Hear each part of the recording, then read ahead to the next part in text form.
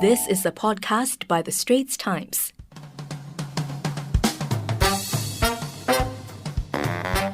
Hello and welcome to Pop Vultures, a pop culture podcast by the Straits Times. My name is Gong Li and I'm joined by Yosem Joe.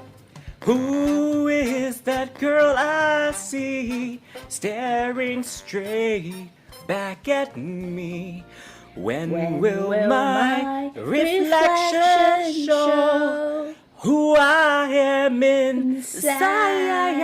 Okay guys, so as you can tell from the opening song, today we are gonna trash talk Mulan. Mulan, no, we're not. We're gonna have a discussion about the recent Disney live action remake of Mulan that has received a lot of flack, right, for various reasons. Samjo, you want to talk about it a little bit? Yeah, so many reasons. I mean, when they first started publicity for, this remake, people were so excited. They were like, yes, finally, we're getting some Mulan representation. It's been, like Asian representation, right? Like Chinese leads, yeah. Right on the silver screen. And it's been 22 years since the animated cartoon version, right? Then we found out, my goodness, there wouldn't be any music. So that was when people started making noise, especially all the Disney fans. And then, remember how there were, all the Hong Kong protests that really swelled up in 2019 especially. And the lead actress who was cast as the titular character, Mulan, right, Liu Yifei, she came out, and she made some pro-Hong Kong police comments that led to the hashtag Boycott Mulan. So that was the start of, people saying, okay, you know what, we're not even going to give this movie a chance, right? And then I think it got worse when people were like, yeah, sure, this is an Asian-led film, but all the creators seem to be white, like the director is white, just a lot of white filmmakers involved. Producers, all white. There was actually a meme, where they screenshot the Wikipedia page with all the credits and they just pointed at almost every other filmmaker and was like, white again, also white. Yeah, and when the movie actually came out, then there were, accusations of like inauthentic portrayal of Chinese culture, which, I mean, this happens in a lot of Hollywood movies that have something to do with China, right? And then, what's new? And then, I think the big, bad headline really came when, basically, there was filming that took place in Xinjiang. And Xinjiang is a very controversial part of China in the sense that there have been accusations that there is some sort of cultural oppression going on there, that there are camps, that they say like re-education camps, but some people are saying it's actually internment camps for the minority Chinese Muslims there. So because of that, we'll get into that a little bit more later, but because of that, the Boycott Mulan movement got even more fuel. So, today on this episode, we're going to give you guys a quick Pop Vultures review of the film. Is it really that bad, or are people just, inherently biased, right? And we're going to try and pinpoint why exactly people don't like the film, or maybe they find the film problematic, and what has it got to do with Disney, with Chinese politics, and with Hollywood at large. And last but not least, we're going to give you our very own Mulan recommendations at the end, in case you're still craving for more of this Chinese folklore legend.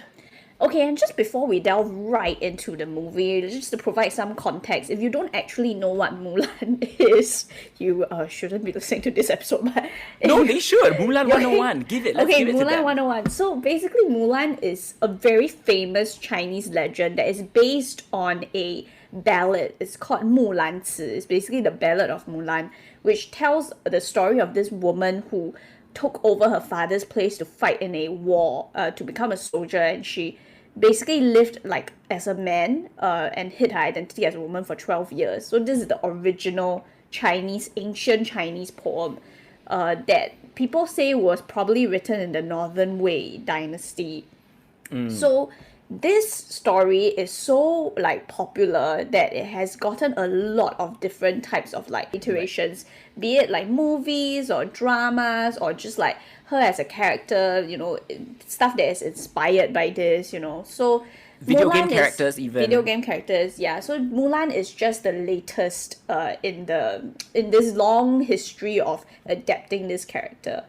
And Samjo, now you can speak about the movie, and spoiler alerts, guys. Okay, we are assuming that you either have no interest to see the film or you have already watched it.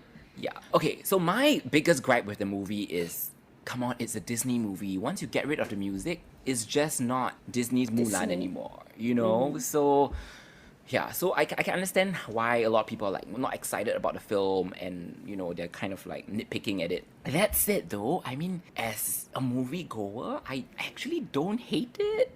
Neither do I. I don't hate Yeah, it because you don't? I got a lot of like people who told me like, I didn't really like it, so I thought it would be really bad. Yeah, you're right. My expectations were like rock bottom. I was like, okay, everyone was like, it sucks, you know, Okay, it's don't not watch rock it. bottom, but it wasn't high lah. You know, I Yeah. didn't go in expecting too much, but it was actually like not that bad. Yeah, Exactly. Okay, so let's get it out of the way. I mean, it's definitely not a perfect movie, right? it's not. Like, It's not. Especially, I think as an ethnic Chinese person, there are a lot of moments that feel very cringy. Yeah, which I'm sure you will elaborate on more later. Jen has a lot of thoughts on this, okay? But for me, you know, I go with the generic storyline, right? Even on that front, the plot felt a little bit rushed, you know. This is an English language film, but, you know, so all the protagonists and supporting characters are speaking in the foreground in English with different But then accents. then there are like people in the background, like background actors who you can hear like they are probably speaking Chinese. Yeah, it'll be like at the background, it's like, oh, right, well, I bang me, that kind of thing, you know, like, let me help you. And I'm like, wait, what? Did someone speak outside you my know, room? that kind of thing. Yeah, it's very weird. Yeah, there's some cognitive dissonance there, lah. And then there's this, and this is what a lot of people were talking about, like, you know, even before I watched the film, they were like, they can't stop talking about qi, this concept of qi. Yes. But to make things worse, I mean, talking about it and overemphasizing it is one thing, but apparently they gave a wrong definition of it. Like, you know, so for those of you who don't know what qi is, right, it's this concept in Chinese medicine and martial arts talks about a person's energy flow. So all of us have an innate qi, and sometimes if it's blocked, you know, that's when we fall sick, you know, and so on and so forth, right? Yeah, that's why And like people always say, oh, 你气虚, which means your qi is very weak. That's why you are falling sick easily. That's a TCM thing. Right, then you need to drink more soup, that kind of thing, you know, to kind of like nurse yourself back to health. So it's about an energy flow which everyone has. But here in this movie, it's depicted as some sort of, I don't know, mystical, magical power, right, Jen? It's like if you have a lot of qi, then you can fight very well or something like that. Like it's never truly. It's about like how you can will your qi to be a type of power, and then you can become very like powerful at fighting. Yeah, so you can become like Mulan, or you can become like Gong Li's character, the witch. Yeah, you can become very powerful if you will your qi properly. But in Mulan, right, women are not supposed to will their qi. Like women are supposed to marry, and then qi is for men to will. They are warriors. So Yeah. it's a bit So, weird. I by didn't realize definition, that it's qi had a already- gendered thing. Yeah, so by definition, it's already wrong because it's never been a case where qi is just like, you know, a male only thing. That's no such thing, okay? And then, what's up with the phoenix, man? Oh my god, the phoenix was everywhere. Just when you think that, you know, just when Mulan's trying to have a quiet moment to herself, she's reflecting. Yes. Suddenly the she looks at her phoenix- reflection a lot, guys. Just in case you forget that, you know, that's the theme song, right? Yeah. Yeah, so the phoenix is like apparently the guardian god of her family or something, and it just keeps appearing. Like every time she's going through something really difficult, then the phoenix will suddenly come out, Yeah, then I'm and like, she will feel inspired by the phoenix. You know, It's like stalking her, basically. it's literally stalking her. And then at one of the scene, like she's standing up, and then the phoenix spreads its wings behind her, and I was like, this is super on the nose, like, because Yeah. literally the line before that was rise like a phoenix, and then she Oh, rolls, yes. Yeah, and then the wow. phoenix wings spread behind her as it soared through the sky. And I So was like, subtle, so subtle. I love it. They were trying to give her a Jean Grey moment, you know. yeah, or like a Daenerys Mother of Dragon types moment. Yeah. So, yeah. But I think Jen and I both just like cracked out laughing like when that Yeah, I happened. actually like laughed out loud. I was like, this is very intense. Like, okay. Yeah. But I'll tell you why I like the movie, okay? Because despite all of that, okay, we know it's not perfect, and no movie is, but there were quite a few very, very excellent touches, I would say. You know, for one, I love that they weaved the Reflection theme song, which is very Yes. nostalgic for a lot of like the Disney fans, right, into the background music. And she's like riding through the desert, right? It's very like, it's quite good, that part. Yeah, I thought that was great. I love, this is my absolute favorite, I love when Ming Na Wen makes a cameo. So for those of you who don't know, in the original animated version in 1998, Ming-Na Wen was actually the voice of Mulan. So here, and she's a Chinese One of the American pioneer, actually one of the pioneer like Asian American actresses in that era. Right. Even before Lucy Liu, I would say. So she makes a cameo and she presents Mulan to the emperor, and she kind of like walks in, sachets in, and then she kind of like moves to one side, and then behind her she reveals Liu Yifei. Like it's kind of like the old Mulan making way for the new Mulan. Beautiful. I thought that was great. And I also love how they have a lot of references even to the original Ballad of Mulan that Jen, you were talking about. There's actually like this metaphor at the end where Mulan talks about how there were two rabbits that she sees running side by side, and you don't really know which is male and which is female. And for those of you who have actually seen the 2020 movie, you know that when she's still with her family before she left for the battlefield, she's actually riding a horse and she sees two rabbits running. So that was actually a reference to the original poem, which I thought was pretty beautiful. Yeah. What do you think, Jen? Okay, so different from you, I don't really have like major feelings for the actual cartoon. I don't really remember watching. I must have, but I don't have a lot of memories of it. So the thing is, when it first came out, people were really upset that they were taking away the songs, and they were taking away the dragon, and taking away like her love interest Shang and everything. But to me, it was like, this is good, they should try to do an actual live adaptation. You should try to do something new instead of a scene-to-scene recreation of the cartoon, which was like sort of what happened with Aladdin and sort of what happened with Lion King, right? So I feel like if you're gonna do a new movie, man. So I'm not bothered about that. I like the fact and I appreciate the fact that they are trying to do something fresh. And it's very clearly like they were basing it on the actual legend and not a live adaptation of the cartoon movie, but rather like a live adaptation of this story, right? This legend. So I was like, this is good, right, guys? This is great. But as much as I thought the movie was like actually not that bad, like points was actually quite enjoyable. But it's cringy though. Like it's cringy. Like Why?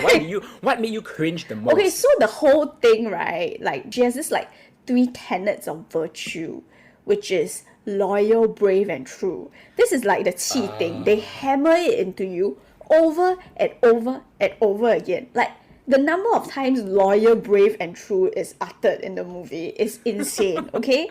And basically loyal, brave, and true in Chinese. So the thing is, it's an English movie, so they say loyal, brave, and true. But on her sword, it's Chinese characters. So there's really a cognitive dissonance there. Like you're really like slightly uncomfortable with that. So the Chinese characters on her sword, right? This sword that Mulan wields is Zhong Yongzhen. And Zhong Yongzhen looks and sounds exactly like the type of tattoo that white people would get. Like, do you know what I mean? It's like some Angmo would have it tattooed on his back or something because he thinks it's cool. And it's like, it's cringy in that sense, It feels like looking at Chinese culture through a white lens. You get what I mean? Yeah. So I really felt like it was quite cringy. And then at the end, right, they add because at the end, so the thing with the actual Ballad of Mulan is she basically tells the emperor that she wants to go back home after the 12 years she spends with the troops, right? She says she wants to go back home. Like she's appointed a higher office, but she declines. Yeah. So in this movie, something similar happens. She basically becomes a great warrior, but she chooses to go back home when the emperor asks her to stay to become an officer in the army. And the emperor goes, that's great, because devotion to family is a virtue too. So they give her a new sword, because in the movie, something happens to a sword. And then it writes Zhong Yongzhen, right? The loyal, brave, and true. And then she turns it around and it's Xiao, which is 孝顺的孝, right? Which is filial piety. And then she goes, devotion to family. And I was just like, guys, it's Xiao. And I was just like, very uncomfortable because some things just don't work well translated, Yeah. And it's so uncomfortable to watch, like such a difficult to explain Chinese concept, because filial piety is in and of itself a very complex and very I think rooted, something that is very, very rooted in the Confucian Chinese cultural ideology, right? It is more than just devotion to family. But okay, despite that, they translated that. So I was just like, this is very disorienting.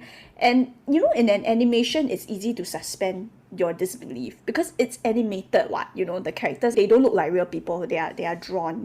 True, So the true. fact that they all speak English, even though they all live in ancient China, is not as disorienting. Yeah, it's not as jarring. But here it's like everyone looks East Asian, and like very obviously all of them, at least some of them, are native Chinese speakers. Like very obviously you can tell that English is not a natural language to them. For example, Liu Yifei, you can tell that with Jet Li, who plays the emperor. You can tell that with Zhen Zidan, Donnie Yen, who plays the officer, the army officer. Right. Yeah, so and everybody has like different accents, so it feels very uncomfortable. And I think the thing with making a Hollywood movie that is catered to the Chinese market, which is exactly what Disney was trying to do, because China is the second biggest movie market in the world. I feel like that's inherently something that's very clashing. Like, it's very jarring because you're trying to have your cake and eat it too. If you make a Hollywood movie, it has to be in English, but then you're trying to cater to the Chinese market by putting all these Chinese actors whose first language is not English, and then you like try and remake a Chinese story, but you tell it in English, and you look at it and you film it with like white filmmakers, and you look at it through such a Hollywood lens. That is just inherently, there's something very uncomfortable about it. So I can see why it was very unpopular with Chinese audiences. Like, it opened in China. So in the US, it opened on Disney Plus, like the Disney streaming platform. But it actually opened in like Singapore and China in the theaters, where we can actually go to the theaters quite safely. And like, Chinese audiences took to it extremely badly, and I totally understand because like, look, they had a lot of problems with the historical inaccuracies that, this is Northern Wei, why is she living in this? Her costume doesn't look right, blah, blah, blah. All this stuff I'm willing to overlook. But the look of the film itself, like the art direction of the film, is very Hollywood style. Like, it's completely different from what you would expect of ancient China. At one point, I think like one of the background actresses wear like a polka dot print. They did, really? Yeah, like a variation of a polka dot print. Like, the colors and everything is very different from what you expect from ancient China costumes, which, Chinese audiences are very familiar with that because we have a lot of our China has a lot of its own ancient China period pieces, so it just looked very odd, So I can understand why it didn't do well there. I think in China people went to watch it and everything, but the reviews in China were particularly bad. And one last thing, I don't think the fight scenes are very engaging because Really? I felt like it wasn't if I wanted to watch a wuxia movie, this is the closest you get to a wuxia movie in the Disney universe. But if I wanted to watch a wuxia movie, I would watch like Crouching Tiger it's more, the fight scenes here are very fantastical, and it doesn't feel as like combative, like hand-to-hand style. And Really? it just baffles me because you have Donnie Yen, guys. You have Ip Man. Ip Man, just make use of him. You also have Jet Li. You also have Jet Li. And Jet Li doesn't really fight throughout the movie. It's very upsetting. I was so disappointed. In fact, Jen, you couldn't even recognize him, right? I couldn't.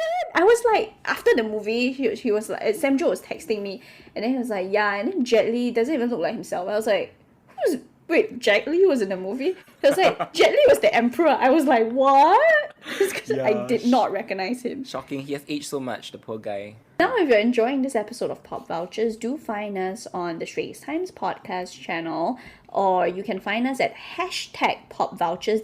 That's our own channel. You can find us on Google Podcasts, Apple Podcasts, Spotify. Some of our episodes are on YouTube as well. We dressed up as Britney last week, so check those out. Like and rate us, and please subscribe. Please rate. That's how we go up in the rankings. So back to our show. Let's continue with our Mulan. It's a trash talk. Mulan discussion. Let's go a bit deeper. Let's be a bit more academic about it now. Okay, like Jen and I have identified three factors as to why. 3 problem areas. Yeah, 3 problem areas as to why, this movie somehow, why people love to hate the movie. Let's just put it that way, right? And the first factor really is, which I mentioned earlier, it's the Disney factor, which begs the question, is it really Disney without the music? Not to mention, they removed, music aside, they also removed very key characters like Mushu the dragon, the dragon that's sent by her ancestors to go and watch over Mulan. He is so funny in the original animated film. He provides a lot of the comic relief. He's just incredible. And you know how symbolic dragons are in Chinese culture. The phoenix that stalks her? I know. Yeah, but the Phoenix didn't do anything. At least Mushu made us laugh, okay? And Mushu was integral in like pushing the plot forward. The Phoenix was just like an extra, like a stalker, flitting in the background. I was very uncomfortable with it. And also Li Shang, like, they took out Shang. Captain Li Shang, yeah. You want to see him training the soldiers and hear him sing, "Let's get down to business to defeat the Huns." You can Did tell they Sam send Jo me is a Disney fan. daughters when Yeah. I asked Sam for Jo! sons? Oh, sorry, Come on, sorry. okay. So anyway, what I'm trying to say is that Disney fans are understandably scandalized, because you are messing with people's childhoods here, okay? So the Disney factor, very important.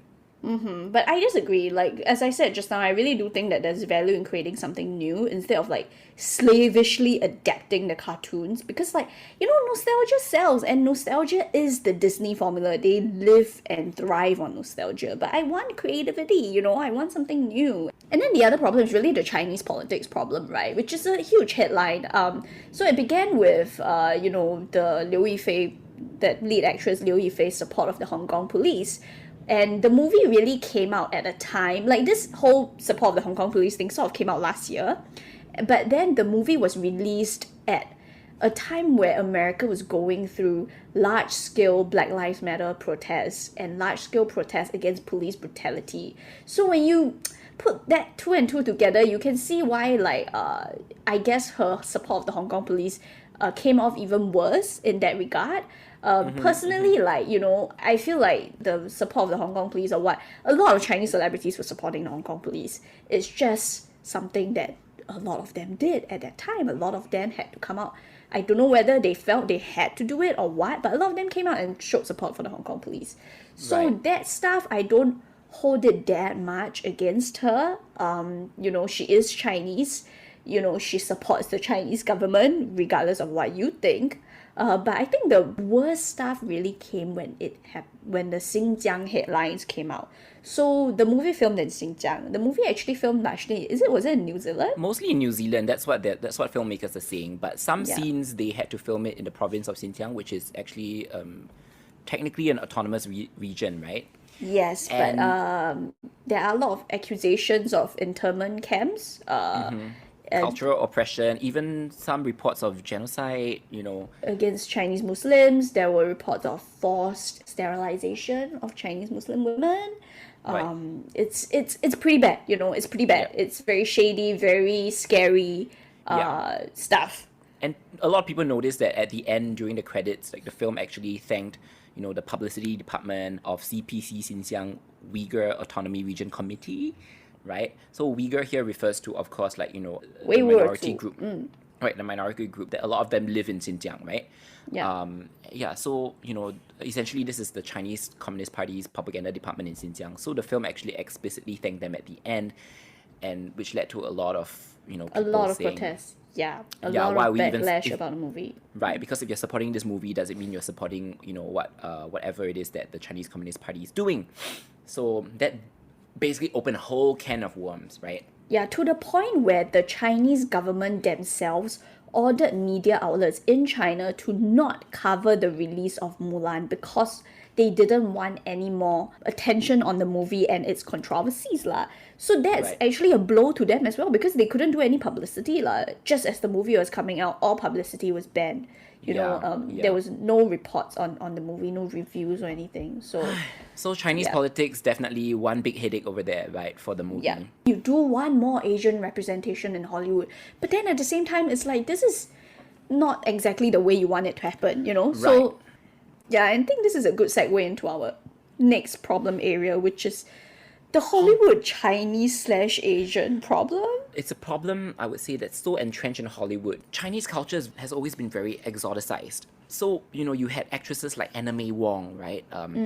Who were always depicted as the dragon lady. So if, yes, she had some leading roles in Hollywood films, but she was always the dragon lady, the fierce lady. I mean, you think about even people as recent as Lucy Liu, she was always like the very fierce. She was the fierce Ling Wu in And Ally the McBeal. the exotic look, like Yeah. people like Lucy Liu with the eyes, the 丹凤眼 as they call it, Yeah. the eyes that go up, Right. so Single that's- eyelid and everything. Yeah, and that's the Mulan eyes, it's basically the Mulan eyes. The cartoon Mulan has the same eyes. Yes. So, her like- eyes go up.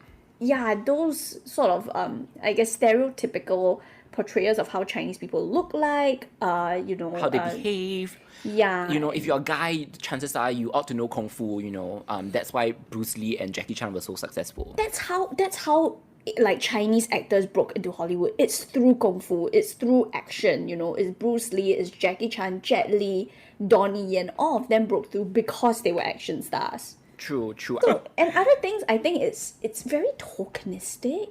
Like, they would have big action Hollywood movies, and then they would put a Chinese star's name in the credits, in the promotional stuff, and then you actually watch the film, and Fan Bingbing is an X-Men for 30 seconds. Oh my goodness, yes. You literally, like, she appeared for like a blink of a second. Yeah. You get the reference. Then it's like, then you are trying to, it's like, look, we put Fan Bingbing, now come Chinese people, come and watch this movie. And then you watch it, you're like, huh? And all she does is like, watch out.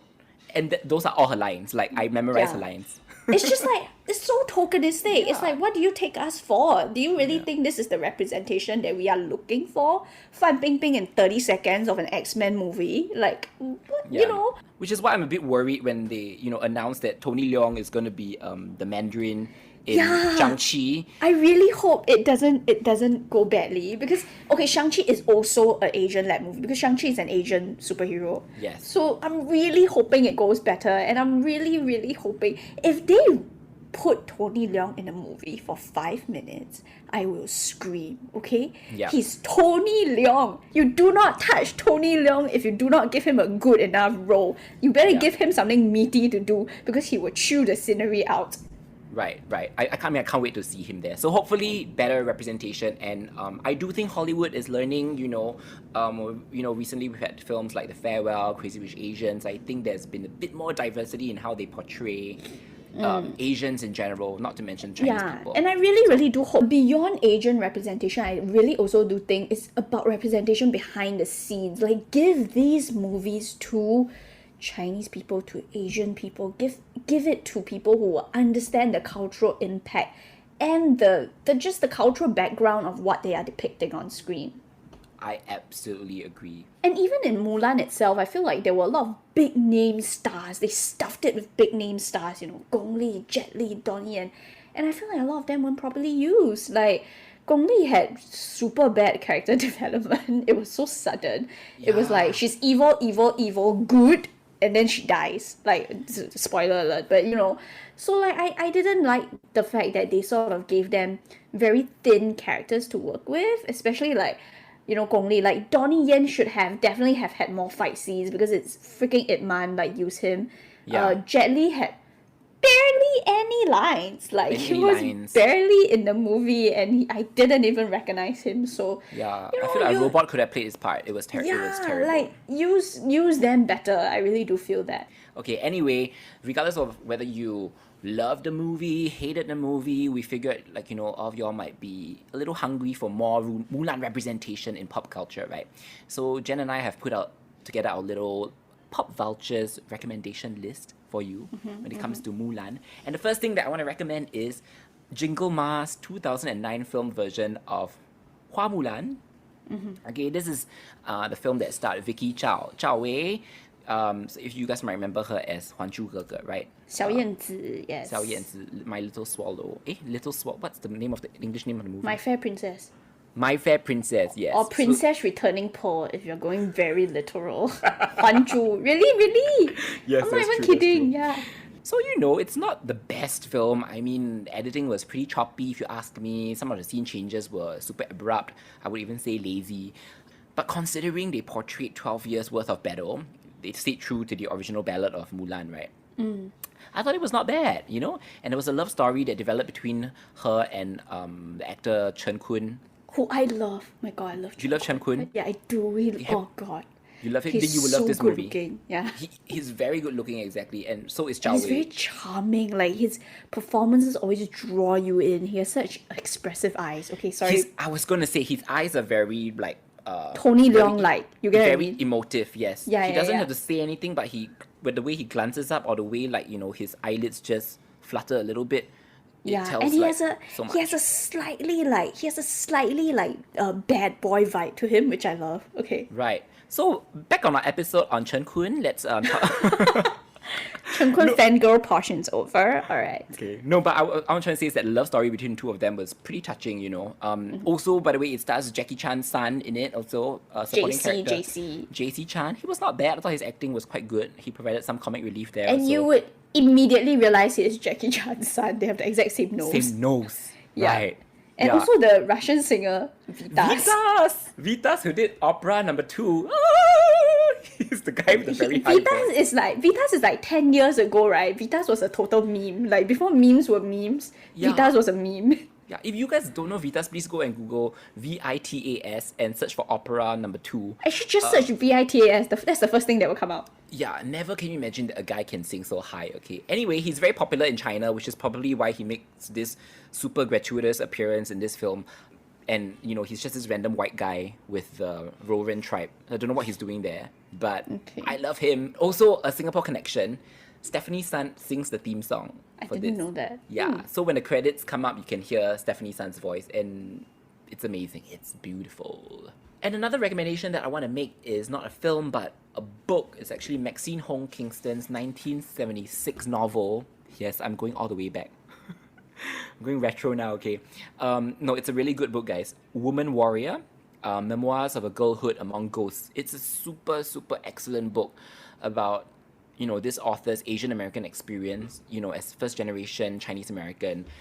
It's semi-autobiographical, you know, she tries to figure out where her sense of belonging really is, and she weaves in plenty of like Chinese folklore, including that of Mulan. So I think for you literature and book lovers, if you haven't read it yet, and if you want to find out more about Mulan through a different kind of lens, you know, because the original tale, I think a lot of us are familiar with it, but if you want something that takes a lot of like creative liberties and also in telling a truly personal story, this is a work of art, The Woman Warrior. So go look it up. Okay, and for me, I don't have a lot of Mulan related recs, but I did realize that Kung Fu Mulan is a new Chinese animated movie, and apparently it is coming out soon in China. Hopefully it will come to Singapore as well. The trailer looks quite promising, and the moment I watched it, I was like, oh my god, thank god everyone's speaking Chinese. I was just like so relieved that she was speaking in Chinese. The animation actually looks pretty great, pretty excellent, so you can go check that out if you want to. Is this from China? It's from China. It's a Chinese-made animation. Right. Unfortunately, that's all the time that we have for you guys today. But do write to us, you know, let us know what you think about Mulan, not just the 2020 film, but also the 1998 Disney animated film. Like, you know, how do you think the two compare? Are you also a big fan of Gong Li like Jen and I am? What do you think of the whole situation and the controversy surrounding the film? Are you a Chen Kun fan? Oh, if you're a Chen Kun fan, yes, write to us also. We would love to hear from you. You can always email us at podcast@sph.com.sg, or you can also reach out to us personally. You can slide into our DMs if you know what I mean. You can write to me at yosamjo@sph.com.sg or sam_jomado on Instagram. Jen? You can find me at jenlee@sph.com.sg, or you can find me on my Instagram at jenleewrites. And I think that's our dose of pop culture for this week, guys. But usually we end off with, you know, Sam Jo croaking like a vulture. But this week, you know, Sam Jo, do you want to end us off with an impromptu karaoke session? Fine, I shall croak like Christina then. Look at me, you may think you see who I really am. Sing along, everybody. But you'll never know me every day. It's as if I play a part. Take it away, Jen. Who is that girl I see? Please cut us off by staring straight back at me. Bye, guys. When will